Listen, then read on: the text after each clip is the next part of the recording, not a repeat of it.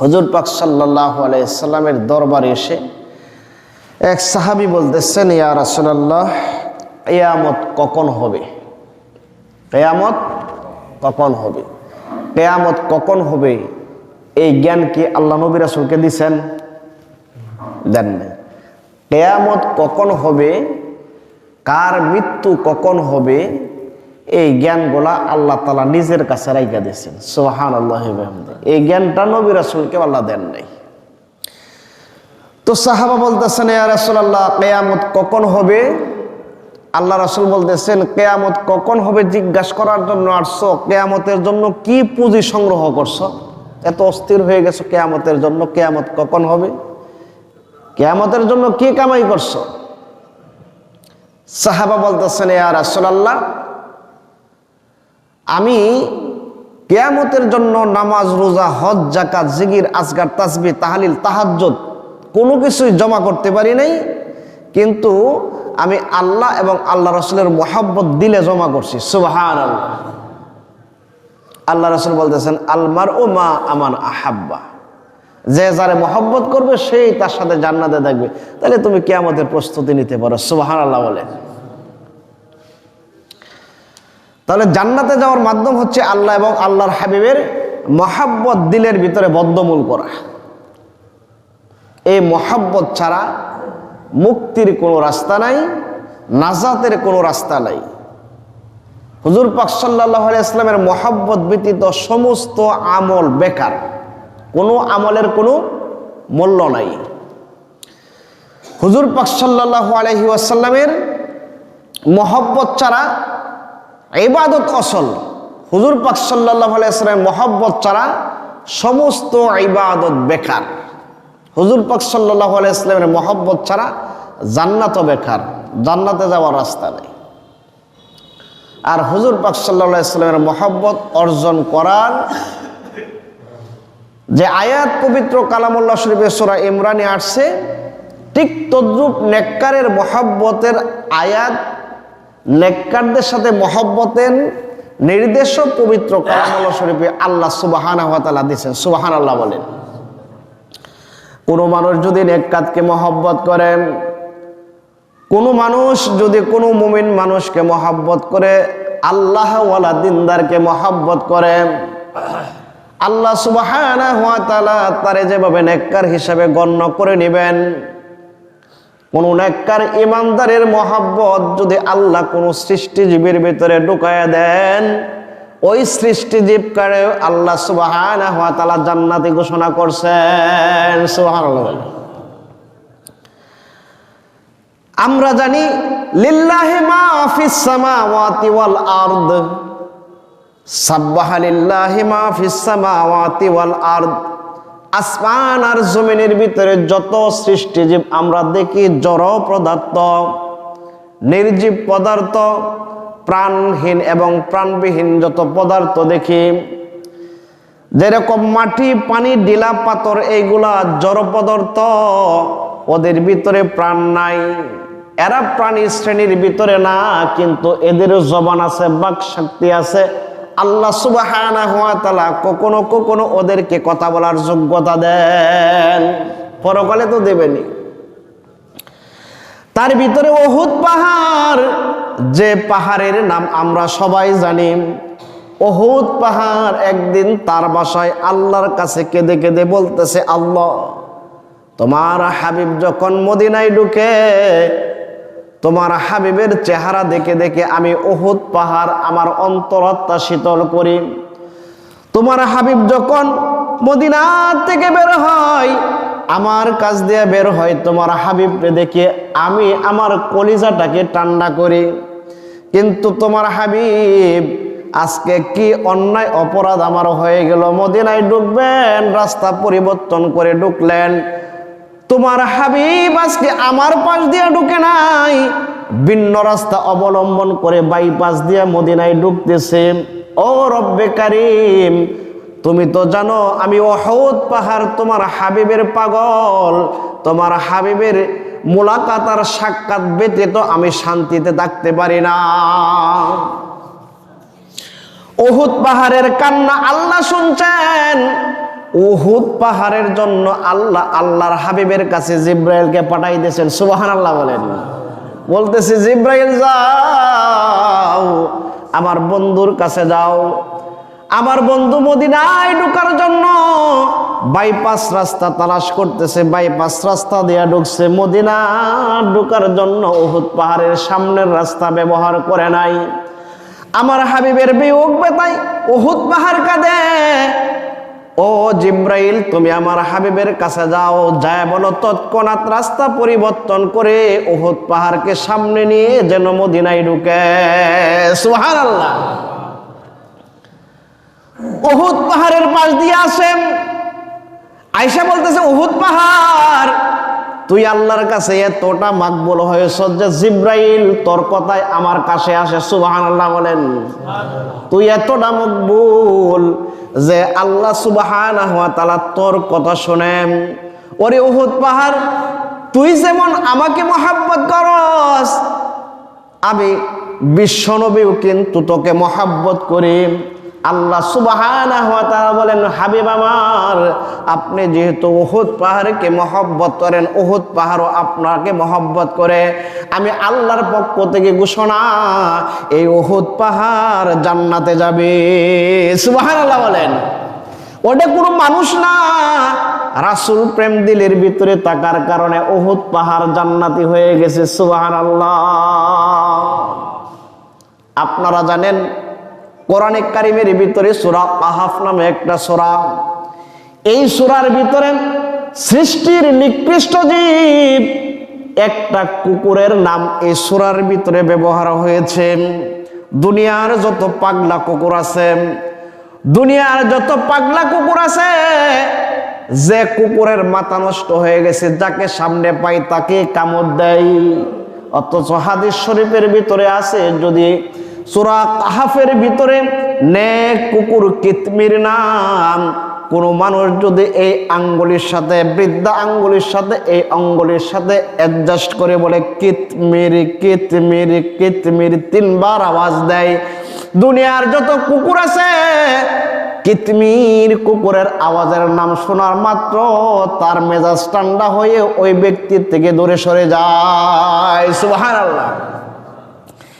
এই কিতমির কুকুরের নাম আল্লাহ কোরআনে দিয়েছেন। শুধু তাই দেয় না, এই কুকুরটা কিভাবে শুয়ে আছেন এটাও কোরআনে বর্ণনা করছেন। কোন ভঙ্গিতে শুয়ে আছে তার শোয়ার ভঙ্গিটা পর্যন্ত কোরআনে বর্ণনা করে দিয়েছেন। সুবহানাল্লাহ। আল্লাহর হাবিবকে জানাইছেন হাবিব আমার শুধু মুমিন বান্দারা জান্নাতে যাবে না, আমার সৃষ্টিজীবের ভিতরে 10টা প্রাণী জান্নাতে যাবে। তার ভিতরে আসহাবে কাহাফ যে 7 জন যুবক, এই 7 জন ঈমানদার যুবকের সাথে সহবত নেওয়ার কারণে সৃষ্টির নিকৃষ্ট জীব কুকুর। কুকুর একটা এমন নিকৃষ্ট জীব, আমি অনেক সময় আলোচনায় বসে থাকি বলে থাকি যদি আপনার বাড়ির গরুটা আপনার পাত্রের ভিতরে খাবার খায়, আপনার বাড়ির ছাগল যদি খাবারের প্লেটের ভিতরে মুখ দিয়ে দেয়, তাহলে এটা 7 বার মাটি দেওয়া দেওয়ার প্রয়োজন পড়ে না, শুধু একবার ভালোভাবে ধুয়ে নিলেই হয়। কিন্তু কুকুর একটা এমন নিকৃষ্ট জীব, এই কুকুর যদি কোনো খাদ্যের পাত্রের ভিতরে মুখ দিয়ে দেয়, শুধু মুখটা লাগায় বিসমিল্লাহ বলে 7 বার মাটির দ্বারা দৌত করার আগ পর্যন্ত এটাই খাবার চলে না। অন্য প্রাণী যদি আপনার গায়ের ভিতরে ঘষা দেয়, সেটা ছাগল হোক গরু হোক গাধা হোক যাই কিছু হোক না কেন, এই পোশাকে আপনার ইবাদত চলবে, ইবাদতের সমস্যা হবে না। কুকুর একটা এমন নিকৃষ্ট জীব, এই কুকুর যদি আপনার দেহের সাথে একটু ঘষা দেয়, স্পর্শ হয়, ওই কাপড় দ্বারা আর ইবাদত চলবে না। বুঝেন কত নিকৃষ্ট। কিন্তু আল্লাহ সুবহানাহু ওয়া তাআলা জানান হাবিব আমার এই যে সৃষ্টির নিকৃষ্ট একটা কুকুর, এই নিকৃষ্ট কুকুরটা 7 ঈমানদার যুবকের সহবত আর মহব্বত দিলের ভিতরে রাখার কারণে আল্লাহ সুবহানাহু ওয়া তাআলা এই নিকৃষ্ট কুকুরকেও জান্নাতি ঘোষণা করছেন। সুবহানাল্লাহ। কুকুরটা জান্নাতে যাবে তা না, আল্লাহ কুকুরের নাম সহ কোরআনের ভিতরে দিয়া দিয়েছেন। কুকুরটা কিভাবে শুয়ে আছেন অঙ্গভঙ্গি সহ দিয়া দিয়েছেন। আল্লাহর সৃষ্টি নিকৃষ্ট একটা কুকুর নেককারের সহবত নেওয়ার কারণে আল্লাহ সুবহানাহু ওয়া তাআলা নিকৃষ্ট কুকুরটাকেও জান্নাতি ঘোষণা করছেন। আর মানুষ হচ্ছে সৃষ্টির উৎকৃষ্ট জীব, আশরাফুল মাখলুকাত, তার মতো দামি সৃষ্টি আল্লাহর জমিনে নাই। এই মানুষগুলা যদি খারাপ মানুষের সাথে চলাফেরা করে থাকে, সৃষ্টির নিকৃষ্ট মানুষের সাথে তার যদি চলাফেরা থাকে, খারাপ মানুষের সাথে ওঠা বসা থাকে, তাইলে এই উৎকৃষ্ট মানুষগুলাও তাদের সাথে জাহান্নামে যাবে। নাউজুবিল্লাহ বলেন। আপনি দেখবেন যদি কাঁচা বাজারে যান, দেখবেন ব্যাপারীরা বেগুন বাসে কিনা বলেন, কাঁচামরিচ দেখবেন বাঁচতেছে, টোকাইতেছে, পচা কাঁচামরিচগুলা আলাদা করতেছে, ভালোগুলা আলাদা করতেছে, পচা টমেটোগুলা আলাদা করতেছে, ভালো টমেটোগুলা আলাদা করতেছে, পচা শিমগুলা আলাদা করতেছে, আর ভালোটাকে ছাঁটাই করে আলাদা করতেছে। কেন করতেছে? কারণ এই পচা কাঁচামরিচ, পচা বেগুন, পচা টমেটোর সাথে যদি ভালো বেগুন, ভালো কাঁচামরিচ গুলা একসাথে থাকে, তাহলে তার পচন ক্রিয়ায় এই খারাপ তরকারি গুলাও ভালো তরকারি গুলাকে নষ্ট করে দিবে। ঠিক কিনা বলেন? তুমি ভালো মানুষ, তুমি উৎকৃষ্ট মানুষ, তুমি যদি গাঞ্জা করে সাথে চলো, কিছুদিন পর তুমি গাঞ্জা টেনার নেশা হয়ে যাবে।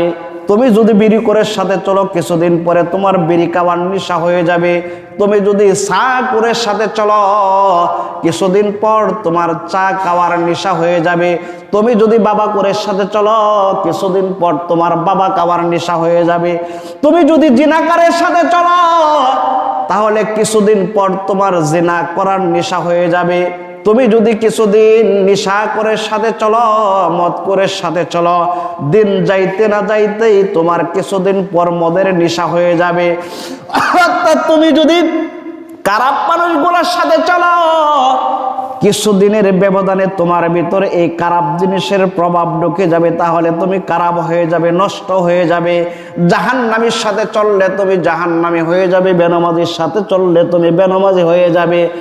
আর যদি তুমি একজন দিনদার লোকের সাথে উঠা বসা রাখো, নেককারের সাথে চলাফেরা রাখো, আল্লাহ সুবহানাহু ওয়া তাআলা নেককারের বদলেতে, সহবতের বদলেতে তোমাকে নেককার বানায় দিবে। সুবহানাল্লাহ বলেন।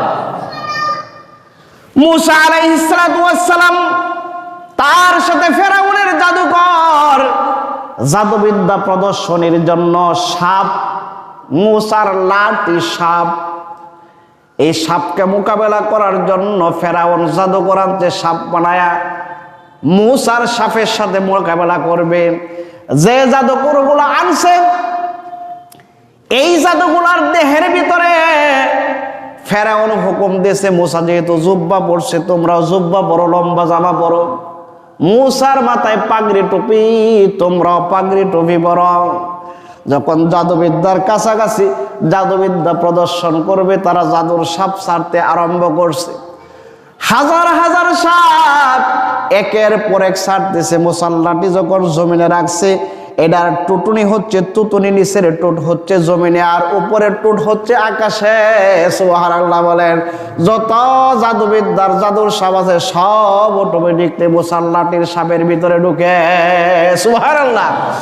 সমস্ত জাদুঘর সেজদায় পড়ে গেছে। যায়া বলতেছে, মুসা আমি আর অমুসলিম রইলাম না, তোমার কালিমা পড়ায় আমাকে তুমি এই মুহূর্তে মুসলমান বানায় নাও। লা ইলাহা ইল্লাল্লাহু মুসা কালিমুল্লাহ। ফেরাউন সে তো দূর কালি। মুসা বলে, আল্লাহ বুঝলাম না, আমি তো হেদায়েত কামনা করি মুসার জন্য। জাদুবিদ্যা প্রদর্শনীর সময় তো আমি ফেরাউনের জন্য হেদায়েতের দোয়া করলাম, জাদুকরের জন্য হেদায়েতের দোয়া করলাম না, কেন জাদুকররে হেদায়েত দিলা? আল্লাহ বলেন, মুসা রে তোমার গায়ে কি পোশাক? বলতেছে জুব্বা আছে, লং জামা আছে, ডিলাডালা জামা আছে। তোমার মাথায় কি? বলে পাগড়ি আছে। ক জাদুকরদের গায়ে কি? ক জুব্বা। তাদের মাথায় কি? ক পাগড়ি। তোমার নেককারের পোশাকের সুরত তারা ধরছে, নবী তোমার সুরত ধরার কারণে আমি আল্লাহ সুবহানাহু ওয়া তাআলা এদেরকে কালিমার মালায় দিয়া আমি ওই জাদুকরদেরকেও জান্নাতের সার্টিফিকেট দিয়ে দিলাম। সুবহানাল্লাহ। সোহবত নেককারের কালার, নেককারের সোহবত ধরম। তুমি যদি আতরের দোকানে যদি আতর না কিনো তাহলে তুমি সুঘ্রাণ থেকে বঞ্চিত হবা না।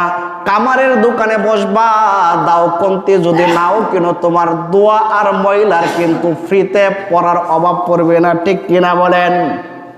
এইগুলা কিন্তু অভাব পড়বে না।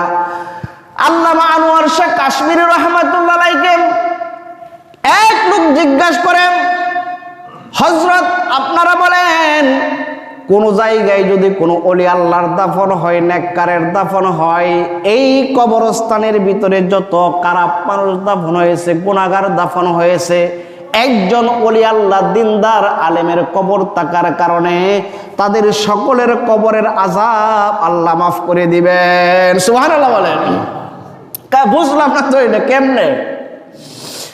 আল্লামা আনোয়ার শাহ কাশ্মীরি ওনার এক শাগরেদ বলে, আবার বাতাস করো। বাতাস করতেছে। বাতাস কি ব্যাপার? আমার গায়ে করো। হ্যাঁ করতেছি হুজুর। আশেপাশে যারা বসা আছে তারা বলতেছে, তোমাদের গায়ে বাতাস লাগে? কহ লাগে। এই তোমার না বলছে আমার গায়ে বাতাস করার জন্য। কাদেম বলতেছে, হুজুর বাতাস যদি আপনার গায়ে করি, বাতাস তো খালি আপনি একা পাইবেন না, আপনার আশেপাশে যারা আছে তারাও কিন্তু এই ঠান্ডা বাতাস পেয়ে যাবে, ঠিক কিনা বলেন? কোন ওলি আল্লাহ যে জায়গায় থাকে, আলেমরা যেই জায়গার ভিতরে থাকে, তাদের উপর যদি কোনো রহমত নাজিল হয় আল্লাহর পক্ষ থেকে, আশেপাশে যারা থাকে আল্লাহর রহমতের ভাগীদার অটোমেটিক তারাও হয়ে যাবে। সুবহানাল্লাহ। আর যদি কোনো গুনাহগারের উপর আযাব আসে, যদি কোনো গুনাহগারের উপর গজব আসে, তাহলে কিন্তু সে একলা ধ্বংস হবে না, তার আশেপাশে যত নেককার আছে এই গজব কিন্তু নেককারদের কেউ গুনাহগারদের সাথে ধ্বংস করে দিবে, কাউরে ছাড়বে না। তো নেক সহবত নাজাতের মাধ্যম, জান্নাতে যাওয়ার মাধ্যম, আর খারাপ সঙ্গ এটা হচ্ছে জাহান্নামে যাওয়ার কারণ, মাধ্যম। নাউজুবিল্লাহ বলেন। মালিক ইবনে দিনারের নাম আপনারা সবাই শুনছেন। মালিক ইবনে দিনার এত বড় একজন আল্লাহওয়ালা লোক, তার নাম দিনার কেন হইল? নদীপথে যাইতেছেন মালিক ইবনে দিনার, নৌকায় যখন যাত্রী উঠাই তখন কিন্তু মাঝি বলতেছে, সাবধান সাবধান, যাদের কাছে দিনার দিরহাম নাই নৌকায় উঠবা না, বিনা দিনার দিরহামে কিন্তু আমি নৌকা পার করব না, নদী পার করব না। হ্যাঁ উঠছে, ওইটা কইতেছে ঠিক আছে ভাড়া দাও। মালিক রহমাতুল্লাহ আলাইহি কোমরে হাত দিছেন, দিনার বার করে কিন্তু মাঝিরে দিবে। দিনার বের করার সময় এই দিনারটা টস করে নদীতে পড়ে গেছে। চিন্তা করতেছে, নৌকায় ওঠার আগেই বলছে দিনার ছাড়া কিন্তু নদী পার করব না। এখন যদি দিনার বের করে না দেয়, আমি একজন মাওলানা মানুষ, আমি একজন সুন্নতি লেবাসদারি মানুষ আমাকে নিয়ে হাসি ঠাট্টা করবে, আর মাঝি আমাকে বিভিন্ন কথা গালমন্দ করবে, আর আমার এই গালমন্দ গুলা সমস্ত নেককারের গায়ে যায় লাগবে। সে অস্থির হইয়া হাট্টা নৌকার সাইড দিয়া দইরা বলতেছে, আল্লাহ তুমি কিন্তু নদী পথে আমারে বেইজ্জতি করো না, আমার দিনারটা আমারে ফেরত দাও। নদীর থেকে শত শত মাছ স্বর্ণের দিরহাম মুখে করে এসে মালিকের হাতে দেয়। সুবহানাল্লাহ বলেন। মালিক ছায়া দেখে যেটা ফালছে এটা না, সব দেখি স্বর্ণের দিনার, সবগুলা নদীতে ফালাই, আর বলে মাছরে আমার স্বর্ণের দিনারের দরকার নাই, যে দিরহামটা আমার নদীতে পড়ছে এই দিরহামটা আমাকে দাও। সুবহানাল্লাহ বলেন। আরেকটা মাছাই সেই দিরহাম দিছে, হাত বের করে বলে নেন আপনার দিরহাম, আপনি বুঝে নেন। এই জন্য হযরতে মালিক রহমাতুল্লাহ আলাইহিকে ওনার নামের সাথে পরিচিতির জন্য মালিক ইবনে দিনার বলে ডাকা হয়। সুবহানাল্লাহ। এই মালিক ইবনে দিনার রাস্তা দিয়ে যায়, রাতের অন্ধকারে রাস্তায় দেখা যায় হঠাৎ করে সাদা পোশাক পরিহিত দুই ব্যক্তি গুনগুন গুনগুন করে আওয়াজ করে বলতেছে, আসসালামু আলাইকুম, আপনারা কি? বলতেছে, আমরা আল্লাহর পক্ষ থেকে আসছি, ফেরেশতা। হেত নড়ে চড়ে মরছে। আপনারা বলতে পারেন, দুনিয়ার চর্মচক্ষু দিয়া নবী রাসূল ব্যতীত কি ফেরেশতা দেখা সম্ভব? আল্লাহ সুবহানাহু ওয়া তাআলা কিছু কিছু মানুষকে দুনিয়ার জমিনে দুনিয়ার চর্মচক্ষুগুলা আল্লাহ তাআলা বন্ধ করে বসিরতের অন্তর চক্ষু করে দিয়েছেন। কখনো কখনো তারা এই দুনিয়ার চোখ নয়, আল্লাহর দেওয়া চোখ দ্বারা জান্নাত জাহান্নাম তামাম পৃথিবীটা দেখে। সুবহানাল্লাহ। হযরত ওমর আমিরুল মুমিনিন মসজিদে নববীতে উনি খুতবা দেন। যুদ্ধের ময়দানে সেনাপতি বানাইছেন জাবালকে সেনাপতি হিসেবে যুদ্ধের ময়দানে পাঠাইছেন। আর উনি মিম্বর থেকে বলতেছেন, ইয়া সারিয়াল জাবাল, ও সারিয়াল, পাহাড়ের নিম্নদেশ থেকে শত্রু আক্রমণ করবে, পাহাড়ের দিকে তাকাও। শত শত মাইল দূরে সারিয়াল যুদ্ধ করেন। যুদ্ধের ময়দান থেকে যখন ফেরত আসছে, সাহাবারা বলতেছে, সারিয়াল অমুক দিন অমুক জুমাবারে হযরতে ওমর তোমাদেরকে মিম্বর থেকে ডাক দিয়েছিল, ইয়া সারিয়াল জাবাল, পাহাড়ের নিচের দিকে তাকাও। তুমি কি ওমরের দেওয়া ওই ডাকটা শুনেছিলাম? হযরত সারিয়াল চোখের পানি ছেড়ে বলে, ওগো আল্লাহর নবীর সাহাবারা, তোমরা কি বলো? আমিরুল মুমিনিন যদি মসজিদের মিম্বর থেকে আমাদেরকে যুদ্ধের দিক নির্দেশনা না দিতেন, তাহলে তো পরাজিত বরণ আমাদের নিশ্চিত করতে হতো। আমরা ওমরের দেওয়া আওয়াজ মসজিদের মিম্বর থেকে মসজিদের নববীতে বসে তোমরা যেমন করে শুনেছ, স্পষ্ট শত শত মাইল দূর থেকে ওমরের দেওয়া আওয়াজ শুনেই তো যুদ্ধে বিজয় লাভ করে মদিনায় আসলাম। সুবহানাল্লাহ বলেন। আল্লাহ মাঝে মাঝে বসিরত দিয়া দেন, সবাইকে দেন না। ইমাম আবু হানিফা রাহমাতুল্লাহ আলাইহিকে বসিরত দিয়েছেন, ওযু করেন, ওযুর পানির সাথে যুবকের জিনার গুনাহ জড়িয়ে পড়ে। আর বলে, কিরে যুবক, জিনা করছস কেন? বলতেছে, হুজুর আপনি কেমনে জানেন? বলতেছে, তুই যখন ওযু করতেছিল আমি লক্ষ্য করে দেখলাম তোর ওযুর পানির সাথে জিনার গুনাহগুলা জোরে জোরে পড়তেছে। সুবহানাল্লাহ বলেন। এই জন্য আল্লাহর হাবিব বলেন, বান্দারা যখন ওযু করে, আমার উম্মত ওযু করেন, আল্লাহ সুবহানাহু ওয়া তাআলা তার ওযুর পানির সাথে তার সমস্ত গুনাহগুলোকে আল্লাহ ধুয়ে মুছে পরিষ্কার করে দেন। কানায় কাবার গেট সবার জন্য খোলা হয় না। আপনারা কি বলেন? সবার জন্য খোলা হয় না। কানায় কাবার গেট বিভিন্ন দেশের রাজা বাদশাদের সম্মানার্থে কখনো কখনো খোলা হয়। রাজেন্দ্রপুর ক্যান্টনমেন্টের ভিতরের অফিস রুমের গেট কিন্তু বিভিন্ন রাজনীতিবিদ আর আপনার আম পাবলিকের জন্য খোলা হবে না, বিশেষ ব্যক্তিদের জন্য মাঝে মাঝে খুলে দেওয়া হবে। ঠিক কিনা বলেন? তো আল্লাহ সুবহানাহু ওয়া তাআলা দুনিয়ার ভিতরে বিশেষ বিশেষ ব্যক্তিদেরকে কখনো বসিরত দেয়া দেন, কথা বলতে গেলে অনেক। আল্লাহ সুবহানাহু ওয়া তাআলা যাদেরকে এই যোগ্যতা দেন, কখনো কখনো তারা এই চর্মচক্ষু নয়, অন্তরচক্ষু দেয়া তারা সব কিছু দেখতে পায়। সুবহানাল্লাহ, সব দেখতে পায়।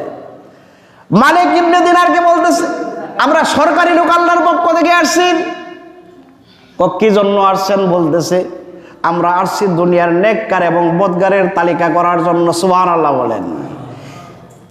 তো আমরা এই যে কবরস্থানের ভিতরে যত মুরদানি এলাকায় কবরে আছে, যাদের কবরে আযাব চলতেছে তাদের তালিকা করলাম, আর যাদের কবরে জান্নাতের হাওয়া চলে তাদের তালিকা করলাম।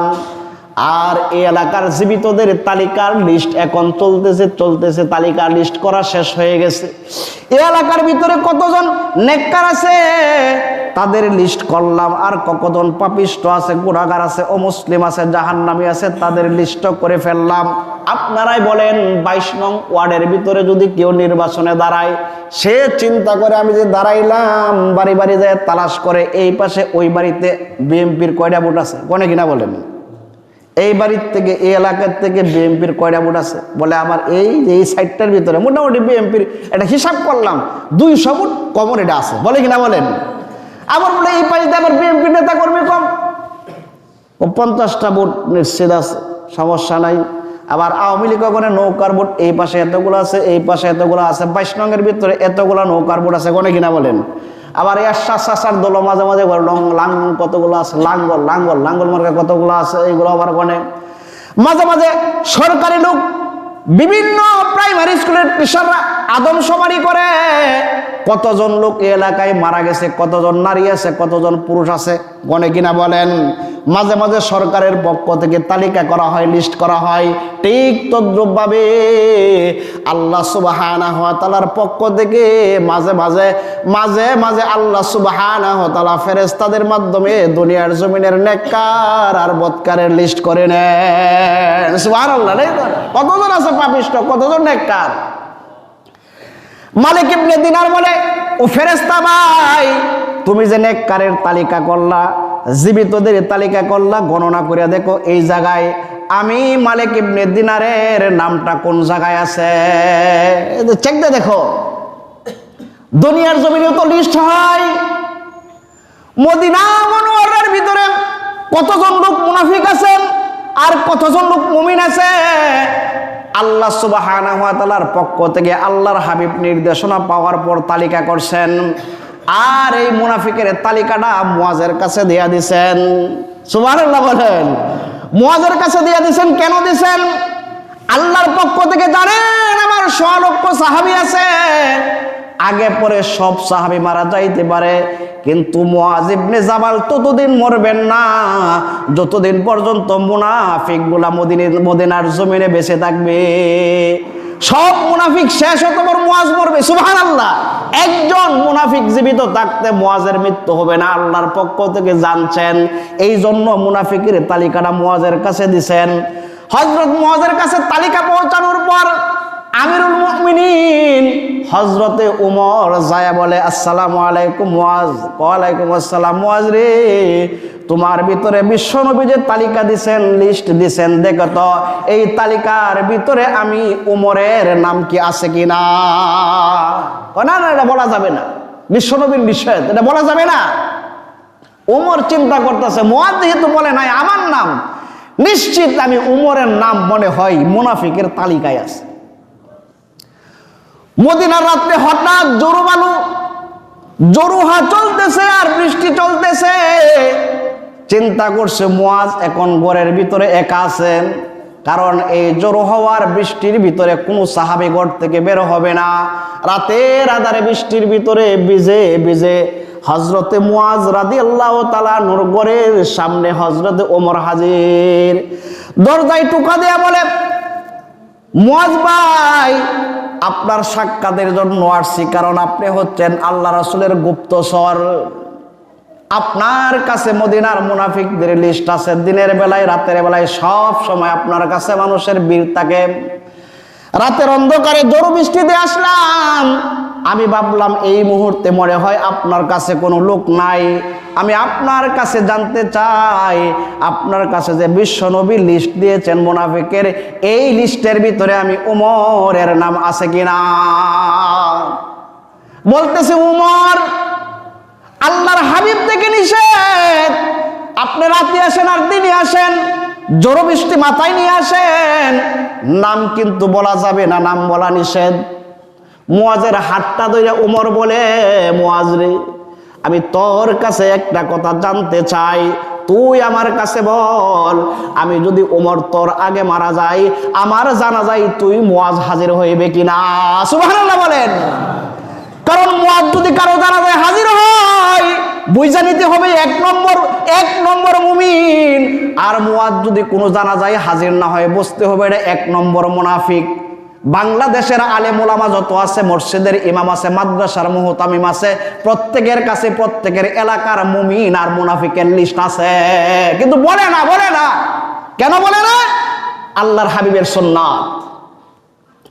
আওয়ামী লীগ, বিএনপি, জাতীয় পার্টির ভিতরে কতগুলো নাস্তিক আছে, সব আলেমদের কাছে তালিকা আছে, সব লিস্ট আছে, একজনও লিস্টের বাহিরে না। কোন এলাকায় কতগুলা পাপিষ্ট মুনাফিক আর নাস্তিক আছে, কাদিয়ানি আছে, সব লিস্ট আলেম ওলামারা জানে, কিন্তু বলে না।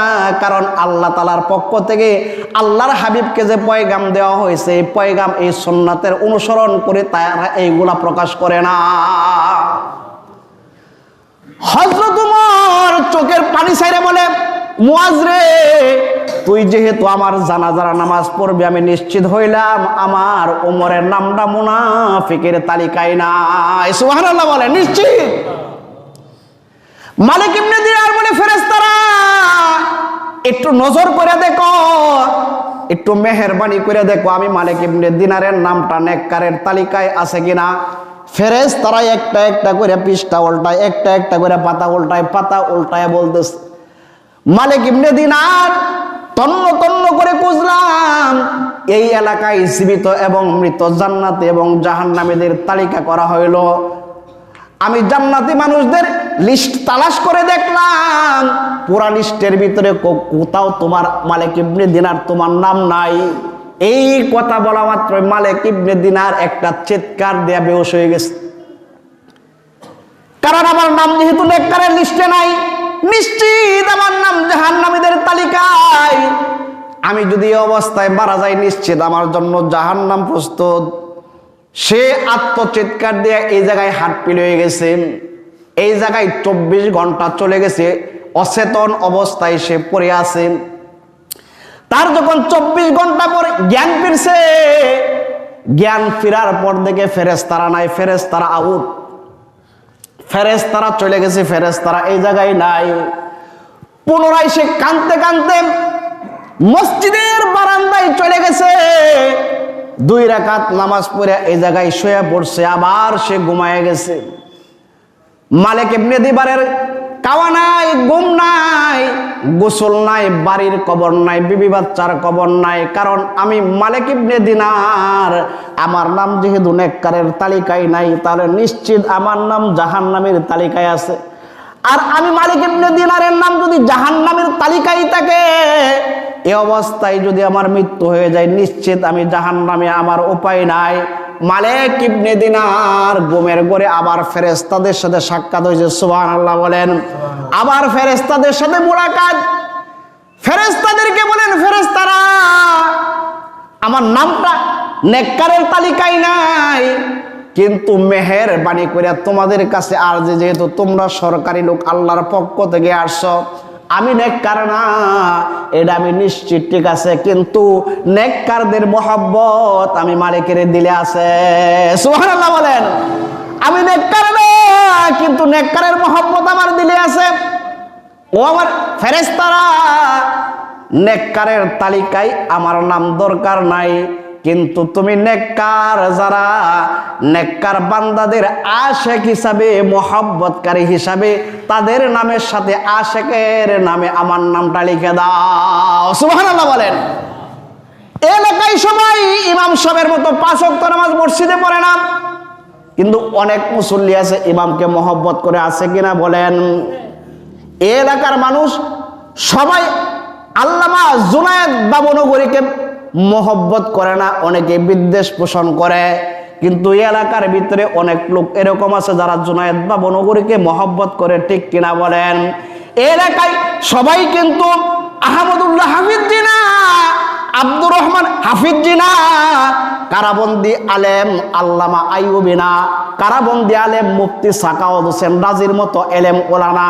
কিন্তু মুফতি সাখাওয়াত হোসেন রাজি আল্লামা আইয়ুবীর মহব্বত দিলের ভিতরে রাখে, এরকম অসংখ্য মহব্বতকারী যুবক এই জমিনে আছে, ঠিক কিনা বলেন? তারা যদি তাদের মুক্তির জন্য কোনো আন্দোলন হয়, শরীরের তাজা রক্তটা ঢেলে দিবে, এরকম মহব্বত তারা দিলের ভিতরে রাখে।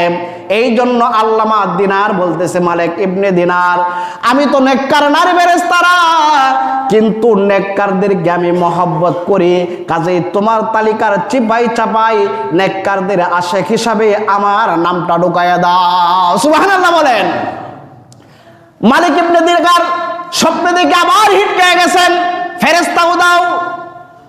72 ঘন্টা পর ওনার যখন আবার ঘুমের ভিতরে স্বপ্নে দেখতেছে, 3 দিন অতিবাহিত হয়, আবার স্বপ্নে দেখে ফেরেশতাদের আনাগোনা, ফেরেশতাদের আনাগোনা দেখে মালিক ইবনে দিনার বলতেছে, ফেরেশতারা আমার নামটা কি আশেক হিসাবে নেককারদের তালিকায় অ্যাড করা হয়েছে, যুক্ত করা হয়েছে?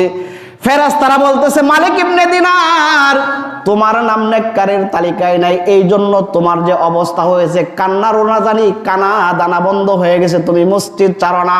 আল্লাহ সুবহানাহু ওয়া তাআলা তোমার এই রোনাজানি দেখে আল্লাহ সুবহানাহু ওয়া তাআলা আমাদেরকে অর্ডার করছেন, নেককারদের লিস্টের ভিতরে যত নাম আছে 1 নম্বর নামের ভিতরে মালিক ইবনে দিনারের নামটা লিখে দাও। সুবহানাল্লাহ বলেন। আল্লাহ রাসূলকে সাহাবা জিজ্ঞাসা করেন, ইয়া রাসূলুল্লাহ কিয়ামত কখন হবে? সাহাবার প্রশ্নের উত্তরে বিশ্ব নবী বলেন, কিয়ামত কখন হবে, কিয়ামতের জন্য কি প্রস্তুতি নিছ, কি প্রস্তুতি তোমার আছে? সাহাবা বলতেছেন, ইয়া রাসূলুল্লাহ নামাজ রোজা হজ যাকাত জিকির আজকার তাজি তাহলিল আমার এত নাই, কিন্তু আমি আপনারে মহব্বত করি, আল্লাহ এবং আল্লাহর হাবিবের প্রেম আর মহব্বত আমার দিলের ভিতরে বদ্ধমূল। আল্লাহর হাবিবের এই সাহাবীর কথা শুনে আল্লাহর হাবিব বলেন, তাহলে তুমি কিয়ামতের প্রস্তুতি নিতে পারো, কারণ আলমার উমা আমান আহাব্বা, যে যাকে মহব্বত করবে তার সাথে সে কিয়ামতে উঠবে।